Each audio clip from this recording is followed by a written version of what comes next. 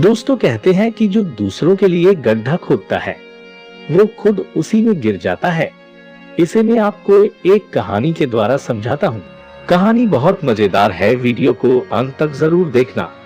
ये कहानी एक महान बुद्धिमान महामंत्री बीरबल की है, जिसे अकबर बहुत पसंद करता था, जिसके कारण अन्य दरबारी बीरबल की इस ख्याति से जलते थे और नाना प्रकार के तरीके आजमाते थे, जिससे बीरबल अकबर की नजरों में गिर जाए, पर वे हर बार हार जाते थे। इस बार दरबारियों ने बीरबल को मारने की सोची, जिसके लिए महाराज के प्रिय नाई से बात की गई।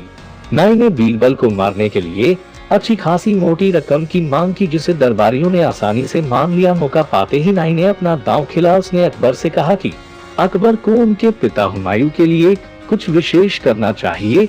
इस बात पर अकबर ने अत्यंत दुखी स्वर में कहा, तुम्हारी बात तो सही है, पर मेरे पिता का स्वर्गवास हो गया है, अब क्या कर सकता हूँ जिसे उन्हें प्रसन्नता मिले। इस बात पर नाई ने कहा कि वह एक ऐसी विद्या जानता है जिसके जरिए किसी व्यक्ति को आपके पिता के पास भिजवाया जा सकता है, जो आपके पिता की इच्छा पूछकर आपको बता सके, लेकिन यह व्यक्ति बुद्धिमान, सच्चा और क्षण में उचित निर्णय ले सके, ऐसे गुण वाला होना चाहिए।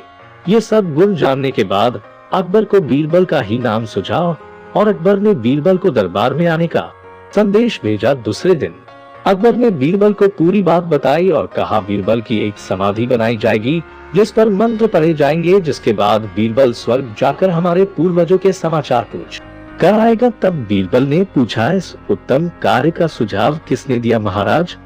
अकबर ने बड़े गर्व से नाई का नाम लिया। अकबर ने बीरबल से पूछा, क्या तुम तैयार हो? तब बीरबल ने कहा, महाराज मुझे कुछ दिनों का वक्त दे, मैं अपने घर की कुछ व्यवस्था करके जाना चाहता हूँ, क्योंकि धरती से स्वर्ग तक के सफर में बहुत वक्त बीत जाएगा। अकबर ने बीरबल को 1 महीने का वक्त दिया। 1 महीना बीता और कहे अनुसार बीरबल की समाधि बनाई गई, मंत्र पढ़े गए, जिसके बाद बीरबल उस समाधि में सुला दिया गया। दरबारियों ने चैन की सांस ली और नाई को मुंह मांगी रकम दी गई। एक संदेशा आया, बीरबल स्वर्ग से पूर्वजों का संदेश लेकर आ गया है। ये सुनकर दरबारी और नाई डर गए। वे सभी दरबार पहुंचे। दरबार में बीरबल ने अकबर को समाचार दिए कि स्वर्ग में सभी कुशल है।